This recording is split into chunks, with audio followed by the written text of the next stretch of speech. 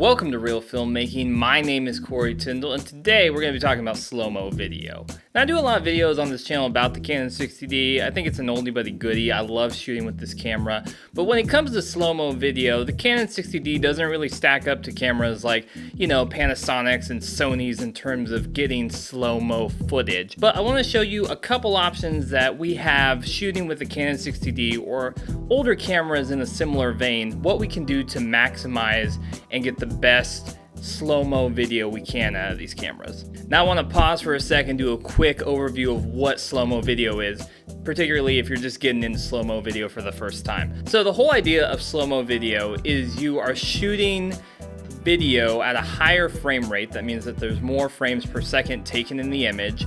And when you go into the editing software, you're usually editing in a slower timeline. That's how your computer, your software interprets the footage. As you shoot at a higher frame rate and you pull that into a slower timeline, you get more frames that you can stretch out over time, and that's what's going to give you that buttery slow-mo goodness that you see in all those YouTube cinematic videos or, in promotional videos when people are like spotlighting a product or something. That's where that buttery goodness comes from. How do we get that on the Canon 60D or an older camera? The Canon 60D can't do any insane fast frame rates, but there are a couple options when it comes to slow-mo video. The first one actually is to shoot at 30 frames per second at 1080p. So when you shoot at 30 frames per second, this gives you a little bit of extra frames in the edit. So you can take that 30 frames per second in a 24 frames per second timeline and slow it down by 80% to get a little bit of slow-mo action there.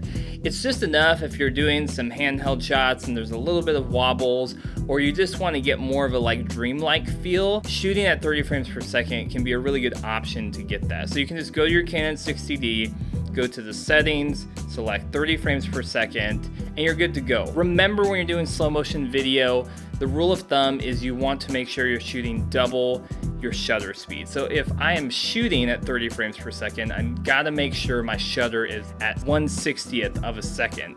That will help to keep motion blur consistent across my videos. Also, bonus tip to remember, when you are shooting at a higher frame rate, you're getting more frames, you're gonna need more light. So generally, if you're shooting stuff outdoors, you'll be fine. If you're doing something more like product stuff inside, or you're doing slow-mo video like a music video or something, just make sure you have ample amounts of light, because if you don't, your footage is gonna end up really dark and underexposed, and it's not gonna be good. The second way that you can get good slow-mo video with the Canon 60D is to actually shoot at 60 frames per second, which in a 24 frames per second timeline is gonna allow you to slow it down to 40% speed. But there is a catch. The Canon 60D only shoots 60 frames per second at 720p. Now I know people are raising their pitchforks and hey, it's 2020, we can't use 720p. I'm here to assure you that under the right circumstances, I think 720p is totally usable. Would I use it for client work? No, it would not be my first go-to. If I was in a pinch and I only had the option to get 60 frames per second at 720p, would I take it? You bet I would. If you go to your camera and you select 720p, you can shoot at 60 frames per second. Make sure to double your shutter speed so you're shooting at 1/20th of a second. And then when you pull it into your editing software into a 24 frames per second timeline, you can take that footage and you can play it back at 40% speed to get that really nice, buttery smooth slow-mo video. And the thing with 720p footage is that whether you're using Final Cut or Premiere, there's options to upscale your footage. So whether it's you upscale that particular clip, or there's some more fancy work that you can do in the export. Again, given the right conditions, I think good light, depending on how you're shooting. I feel like when I shoot 720p, I want to be really up close and tight on a subject. I don't want to shoot a really wide scene because that's where there's a lot of breakup in the detail, but if I'm really close on something, right up close, like a glass of water or something, it's going to be really hard to tell, especially if you put it on YouTube or someplace where there's already a lot of the compression demons that we have to fight against. I think it's going to look still really good.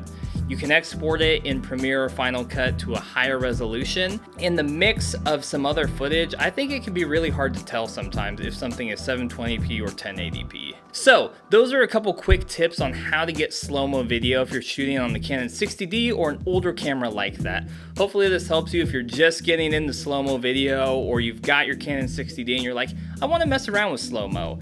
If you found this video helpful, please give it a thumbs up, subscribe to this channel for more video content like this about filmmaking, storytelling, creative process, and I always love it when people can join me on this filmmaking journey.